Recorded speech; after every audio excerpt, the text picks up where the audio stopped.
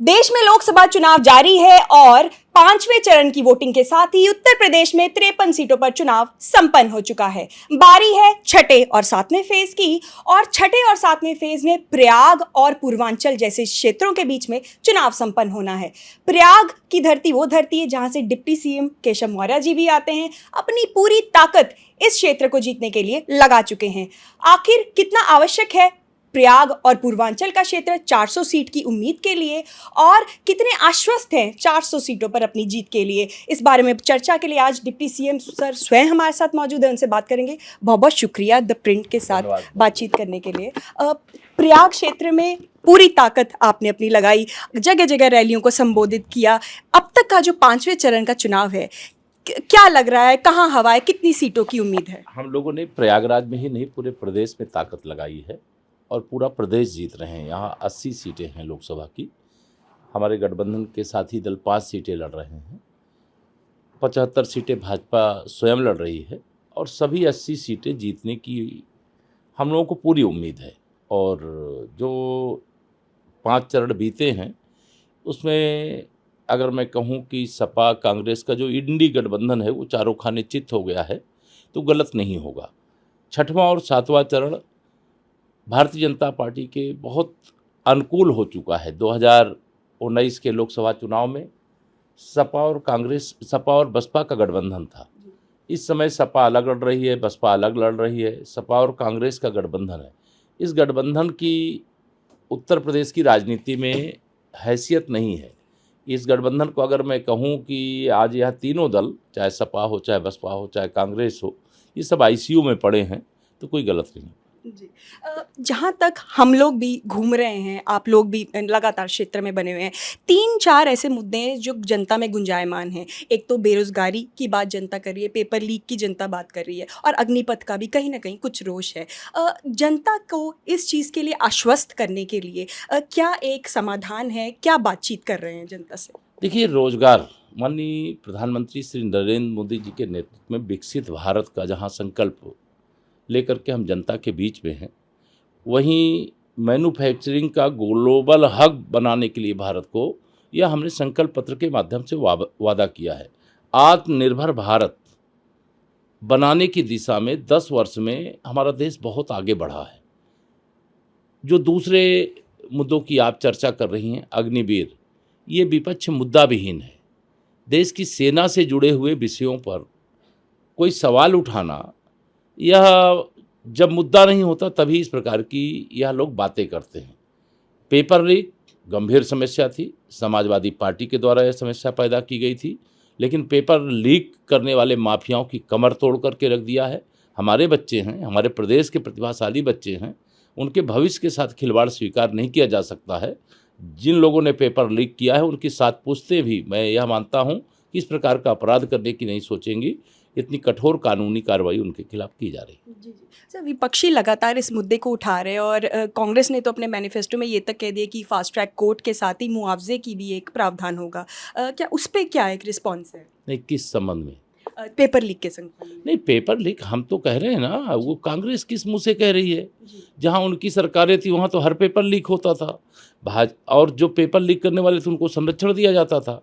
भाजपा की सरकार paper leak के मुद्दे पे इतनी गंभीर है, हम किसी भी क्षेत्र के माफिया को पनपने नहीं देंगे, चाहे वह भू माफिया हो, चाहे खनन माफिया हो, चाहे नकल माफिया हो, चाहे पेपर लीक माफिया हो। हर क्षेत्र के माफिया के खिलाफ सख्त से सख्त कार्रवाई करने का काम ये उत्तर प्रदेश के बारे में जाना जाता है, देश में भाजपा सरकार के बारे में जाना जाता है और केंद्रीय कानून भी बन चुका है। और कांग्रेस तो कितने वादा किया है, 60 साल देश में शासन किया, तब कुछ किया नहीं है। इस देश के अंदर जो समस्याएं हो कांग्रेस की देन है।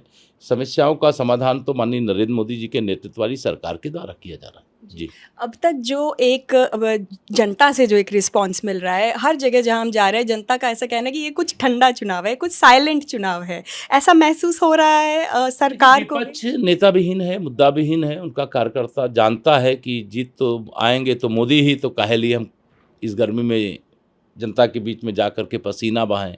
लेकिन विपक्ष के जो कार्यकर्ता हैं या उनके नेता हैं वो भले मेहनत ना कर रहे हों, लेकिन भाजपा का एक एक कार्यकर्ता बूथ से लेकर के लोकसभा के पूरे केंद्र तक हमारा राष्ट्रीय नेतृत्व, हमारे प्रधानमंत्री जी, हमारे गृह मंत्री जी, हमारे राष्ट्रीय अध्यक्ष जी, हमारे प्रदेश के मुख्यमंत्री जी, अध्यक्ष जी, हम सब लोग लगातार जनता के बीच में हैं, अपनी बातें उन तक पहुंचाने का काम कर रहे हैं। और विपक्ष जो बड़े बड़े दावे करता है, 2014 में भी किया, 2017 में भी किया, 2019 में भी किया, 2022 में भी किया, लेकिन इनके दावे में दम नहीं है। दावे में दम अगर है तो 400 पार के दावे में दम है, तीसरी बार मोदी सरकार के दावे में दम है। ये सरकार गरीबों के लिए बनी थी और गरीबों के लिए समर्पित रही है। ये सरकार गुंडों, अपराधियों, माफियाओं, बेईमानों के खिलाफ कार्रवाई करने के लिए बनी थी और वह करने का काम हमारी सरकार ने किया है। आतंकवाद मुक्त भारत बनाने की दिशा में हम लोग आगे बढ़े थे और आतंकवाद मुक्त भारत बनाने की दिशा में झंडा गाड़ दिया है। तो माननीय मोदी जी के नेतृत्व में 10 साल की उपलब्धियों का एक अंबार है और उस उपलब्धि को लेकर के जनता के बीच में जा रहे हैं और हम लोगों को आशीर्वाद मिल रहा है। 4 जून को, चूँकि अभी तो दावे ही किए जा सकते हैं, 4 जून को जब रिजल्ट आएंगे तो विपक्ष चारों खाने चित होगा। लेकिन कहीं ना कहीं सर ज़मीनी तौर पे आरएसएस में भी हम लोग अगर उनके कार्यकर्ताओं से बात करें, एक उनके अंदर एक भावना एक ये उत्पन्न हो गई है कि इस बार उत्साह थोड़ा सा कम है और कहीं ना कहीं हो सकता है अब हमारी वैसी एक आवश्यकता नहीं रही जैसे पहले हुआ करती थी। ऐसी नहीं एक नहीं नहीं, ये कहना गलत है। मैं भी राष्ट्रीय स्वयंसेवक संघ का स्वयंसेवक हूँ। राष्ट्रीय स्वयंसेवक संघ का स्वयंसेवक देशभक्त होता है, समाज के प्रति समर्पित होता है, सेवा जिसके जीवन का प्रथम उद्देश्य होता है, वह अपने स्तर पर जो उनको करना चाहिए, एक मतदाताओं को जागरूक करना, मतदाता जिस दिन मतदान हो वह मतदान केंद्र तक जाए उसके लिए प्रयास करना, वह मैं समझता हूँ कि जो भी अच्छे लोग हैं राष्ट्रीय स्वयंसेवक संघ सहित, वह सब लोग लोकतंत्र की मजबूती के लिए, इस लोकतंत्र के महापर्व पर अपने मताधिकार का प्रयोग करने के लिए लोग जाएं। मैं भी, चूँकि मेरा भी जो मतदान केंद्र है वह फूलपुर लोकसभा का है, मैं भी मतदान केंद्र पर मतदान करने के लिए जा रहा हूँ। उसको लेकर के मेरे अंदर भी उत्साह है, इसलिए कि हमारे देश में लोकतंत्र का जो यह महापर्व है लोकसभा चुनाव, ये अवसर बार बार नहीं आते। तो जनता जागरूक हुई है। पीछे के चुनाव में कुछ मतदान प्रतिशत घटा था, लेकिन 5वें चरण में वह बढ़ गया है और मुझे उम्मीद है कि 6वें चरण में और बढ़ेगा और 7वें चरण में और बढ़ेगा। एक बहुत बड़े पेपर को, न्यूज़पेपर को, जेपी नड्डा जी जो राष्ट्रीय अध्यक्ष हैं, उनका एक इंटरव्यू आया है जिसको लेकर काफ़ी चर्चाएं भी हुई। उनका ऐसा कहना था कि पहले हम थोड़े अक्षम थे, आरएसएस का की आवश्यकता हुआ करती थी, अब हम सक्षम हैं और बीजेपी अपने आप को चलाती है। इससे एक मैसेज भी गया है कहीं ना कहीं आरएसएस के ऊपर। ये कोई, मैं नहीं समझता हूँ कि हमारे आदरणीय राष्ट्रीय अध्यक्ष जी भी राष्ट्रीय स्वयंसेवक संघ के स्वयंसेवक के रूप में कार्य करते हुए आज विश्व की सबसे बड़ी पार्टी का नेतृत्व कर रहे हैं। राष्ट्रीय स्वयंसेवक संघ की प्रत्यक्ष रूप से राजनीतिक कार्यकर्ता के रूप में भूमिका नहीं होती, लेकिन जो उनका राष्ट्रीय कर्तव्य है हर स्वयंसेवक निभाता है और मैं भी स्वयंसेवक हूँ और मैं भी निभाता हूँ। हमारे आदरणीय नड्डा जी वह भी निभाते हैं और कोई भी बयान, मैंने तो ऐसा बयान देखा नहीं है, लेकिन आप बता रहे हैं इसलिए कह सकता हूँ कि चाहे हमारे प्रधानमंत्री जी हों, चाहे हमारे गृह मंत्री जी हों, चाहे हमारे राष्ट्रीय अध्यक्ष जी हों, ये सब राष्ट्रीय स्वयंसेवक संघ की शाखा से निकल करके आज देश की सेवा अलग अलग क्षेत्रों में कर रहे हैं। जी। और एक और जो एक मुद्दा विपक्ष के अंदर खास करके उन्होंने बनाया है वो है संविधान को लेकर। संविधान के बारे में कई, लल्लू सिंह जी का भी एक बयान आया, उसके पहले ज्योति मिर्धा आपके राजस्थान से नेता हैं उनका भी बयान आया, उसके पहले कर्नाटक के एक नेता हैं उनका भी एक बयान आया कि 400 पार की सीट को कहीं ना कहीं संविधान के साथ, बदलाव के साथ जोड़कर देखा गया। विपक्ष का कहना है कि बदलाव करने की तैयारी में है भाजपा अगर 400 सीट लेकर आती है तो। इस पर क्या एक रिस्पॉन्स है? इस पे मुझे हंसी आती है विपक्ष के इस प्रकार के दावे करने पर। जब बहुमत की ताकत विपक्ष अर्थात कांग्रेस के पास थी तो देश की सर्वोच्च अदालत का फैसला शाहबानो केस में बदलने का काम कांग्रेस ने किया था। इस देश में जब श्रीमती इंदिरा गांधी जी के चुनाव को अवैध करार दे दिया गया तो इस देश में इमरजेंसी लगाने का काम कांग्रेस ने किया था। इस देश में लगभग 100 चुनी हुई सरकारों को कांग्रेस की सरकार ने सत्ता में रहते हुए बर्खास्त करने का पाप किया था, अपराध किया था। बाबा साहब भीमराव अंबेडकर के संविधान की बात करते हैं और बाबा साहब का लगातार अपमान करने का काम कांग्रेस ने किया। श्री राहुल गांधी जी स्वयं जो कांग्रेस के वर्तमान के सरदार बने, शहजादे बने घूमते हैं, वो स्वयं डॉक्टर मनमोहन सिंह सरकार के एक अध्यादेश को आप सब पत्रकार मित्रों के सामने प्रेस वार्ता में फाड़ करके फेंक दिया था। और माननीय नरेंद्र मोदी जी पहली बार संसद बने थे, मैं भी सांसद बन करके 2014 में लोकसभा में जब पहुंचा तो वहाँ देखा मोदी जी आगे आगे जा रहे थे। वो संसद के अंदर प्रवेश करने से पहले संसद भवन को साष्टांग प्रणाम करते हैं। पत्रकारों ने पूछा था ऐसा क्यों किया, उन्होंने कहा ये लोकतंत्र का मंदिर है, इस देश में रहने वाले लोग मेरे लिए भगवान हैं और नरेंद्र मोदी जी का धर्म ग्रंथ भारत का संविधान है। यह बात उन्होंने संसद में भी कही है, संसदीय दल की बैठक में भी कही है। इसलिए संविधान खत्म कर देंगे, इस प्रकार के आरोप पूरी तरह से बचकाना है और इनके ये आरोप लोग हवा में उड़ा देंगे। भारत का संविधान न कोई ख़त्म कर सका है, न कर पाएगा। कांग्रेस ने अपनी ताकत का दुरुपयोग किया, लेकिन फिर भी देश की जनता के सामने उसे झुकना पड़ा है। हम संविधान के मानने वाले हैं, पूजने वाले हैं। ये कांग्रेस के लोग, ये इंडी गठबंधन के लोग, ये विपक्षी नेता अभी हाई कोर्ट का फैसला, कलकत्ता हाई कोर्ट का फैसला जो फर्जी तरीके से मुसलमानों के लिए, घुसपैठियों के लिए ओबीसी के प्रमाण पत्र जारी किए गए, उसमें हाई कोर्ट ने प्रमाण पत्रों को रद्द कर दिया। वहाँ की मुख्यमंत्री ममता बनर्जी जी ने कहा हम हाई कोर्ट का आदेश नहीं मानेंगी, ये संविधान का उल्लंघन है। इस पर क्यों चुप है? ओबीसी का आरक्षण छीन करके मुसलमानों को इसलिए देना कि मुसलमान उनका वोट बैंक है और उस पर वो संविधान विरुद्ध नहीं है, उस पर चुप रहना यह क्या संदेश देता है? भारतीय जनता पार्टी भारत के संविधान को जब सरकार के किसी भूमिका में होते हैं तो उसे ही अपना धर्म ग्रंथ मान करके हम उसी के अनुसार देश की सेवा करते हैं। जी सर, पहले भी इस तरीके का एक सवाल उठता रहा है, काशी और मथुरा की बारी है, ये एक नारा था आरएसएस का भी। क्या अभी भी वो वर्तमान में एजेंडा क्यों में नहीं है? रहेगा? अगर अयोध्या में भव्य राम मंदिर बन गया है, काशी और मथुरा भी बाबा विश्वनाथ जी का स्थान काशी में था, उसको तोड़ करके वहाँ मस्जिद बनाई गई। भगवान श्री कृष्ण की जन्मभूमि मंदिर था, वहाँ ईदगाह बनाई गई और उस पर कोई हिंदू दावा छोड़ देगा, कोई शिव भक्त, कृष्ण भक्त दावा छोड़ देगा?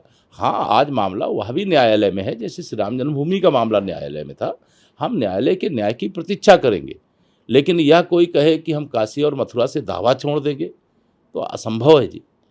वह बाबा विश्वनाथ जी का धाम है और भगवान कृष्ण की जन्मभूमि है। न्याय में जरूर देर है, अंधेर नहीं है। अगर अयोध्या के मामले में हमें न्याय मिला है तो काशी मथुरा पर भी हमें न्याय मिलेगा, हमें विश्वास है। दरअसल नड्डा जी का एक बयान आया था कि उन्होंने उसी इंटरव्यू में कहा कि अभी कोई मंदिर का भी एकदम कोई जल्दी कोई प्लान नहीं है, पार्लियामेंट्री बोर्ड में डिस्कस होती हैं चीज़ें, उसी के संदर्भ में। भारतीय जनता पार्टी के दृष्टिकोण से पूछना, वह जो माननीय राष्ट्रीय अध्यक्ष जी ने बताया हो उसको मानिए। एक राम शिव भक्त के नाते, एक कृष्ण भक्त के नाते आप पूछ रही हैं, तो मैं मानता हूं कि मामला न्यायालय के समक्ष है। निश्चित तौर से साक्षात दिखाई देता है कि ये मंदिर को तोड़ करके औरंगजेब ने वहाँ पर मस्जिद बनाने का काम किया था काशी में और मथुरा में, तो उसको हटा करके वहाँ भव्य मंदिर बनाने का काम हम न्यायालय के आदेश की प्रतीक्षा करेंगे। भाजपा के दृष्टि से यह सच कहा है माननीय राष्ट्रीय अध्यक्ष जी ने। श्री राम जन्मभूमि मामले में हम स्पष्ट थे, हमने प्रस्ताव के अंदर उसे शामिल किया था, लेकिन अभी काशी और मथुरा का विषय उसमें शामिल नहीं है। लेकिन हमारी आस्था न काशी से कम हो सकती है और न मथुरा से कम हो सकती है। प्रयाग क्षेत्र में चुनाव है, वहाँ पे कुछ समर्थक हैं राजा भैया की पार्टी के, जिन लोगों ने प्रतापगढ़ क्षेत्र में अपना समर्थन सपा को दिया है। कहीं लग रहा है कि कौशाम्बी प्रतापगढ़ में कुछ एक, अब मिर्ज़ापुर में भी वो कह रहे हैं देने के लिए। उनकी पार्टी है अपना, वो जिनको समर्थन देना चाहें दें। भारतीय जनता पार्टी के गठबंधन में वो आज की तिथि में शामिल नहीं है और भारतीय जनता पार्टी का जो गठबंधन है वो मजबूती से चुनाव लड़ रहा है और चुनाव जीत रहा है। बाकी उन्होंने क्यों ऐसा किया है, क्यों ऐसा कहा है, क्यों इस प्रकार के सवाल आ रहे हैं, हम लोगों के ध्यान में नहीं है। लेकिन हम ये मानते हैं कि भाजपा मेरा बूथ सबसे मजबूत के संकल्प के साथ 2022 से काम कर रही है और 2024 में चुनाव परिणाम के द्वार पर खड़ी है। और जो लक्ष्य है 4 जून 4 बजे 400 पार, तीसरी बार मोदी सरकार। एक आखिरी सवाल आपसे। हाँ। विपक्ष का कहना है 79 सीटों पर हम लोग जीत रहे हैं, एक सीट पर लड़ाई है। आप क्या रिस्पॉन्स है? उनसे जो विपक्ष के लोग आपसे बात किया करें या आप उनसे बात किया करें तो उनसे पूछा करें कि 2014 में क्या दावा किया था। उन्होंने बड़े बड़े दावे किए थे और भारतीय जनता पार्टी 73 लोकसभा सीटें जीती थी। 2017 में दावे कर रहे थे कि 300 से अधिक सीटों के साथ फिर सरकार में वापसी करेंगे। पूछिए श्री अखिलेश यादव जी से, 47 सीटों पर सिमट गए थे। 2019 में सपा बसपा ने गठबंधन कर लिया। क्या हासिल हुआ? समाजवादी पार्टी जहां खड़ी थी वहीं खड़ी रह गई और भारतीय जनता पार्टी 51% वोट के साथ 64 सांसद जिताने में सफल हुई और दूसरी बार मोदी सरकार बनी। 2022 में श्री अखिलेश यादव जी दावा करते थे 400 विधानसभा जीत रहे हैं, वैसे जैसे इस बार कर रहे हैं कि 79 जीत रहे हैं और एक हार रहे हैं। तो वो बता रहे हैं, मुझे लग रहा है कि 79 उनको लग रहा है कि वो हार चुके हैं। एक कोई सीट वो जीतना मान रहे होंगे, लेकिन वह एक भी जीत पाएंगे कि नहीं जीत पाएंगे, उनका तर्क क्या है, उनका दावा क्या है, उनके दावे में सच्चाई क्या है। आप भी एक वरिष्ठ पत्रकार के नाते प्रदेश में घूम रही हैं। जनता मोदी जी के साथ है, गरीब मोदी जी के साथ है, किसान मोदी जी के साथ है, नौजवान मोदी जी के साथ है, माताओं बहनों का आशीर्वाद मोदी जी के साथ है। इनके साथ तो गुंडे, अपराधी, माफिया है और उसमें से भी बहुत सारे गुंडे यूपी छोड़ करके भाग गए हैं, बहुत सारे अल्लाह मियाँ को प्यारे हो गए। तो ये थे डिप्टी सीएम केशव मौर्य जी, जिनका साफ तौर पे कहना है कि पूरी तरीके से आश्वस्त हैं 400 पार के अपने नारे को लेकर और विपक्ष को ही अपनी हालत का ध्यान रखने की आवश्यकता है। ऐसे और वीडियोस देखते रहने के लिए द प्रिंट को सब्सक्राइब करें और हमारे फेसबुक और ट्विटर पेजेस को फॉलो करें।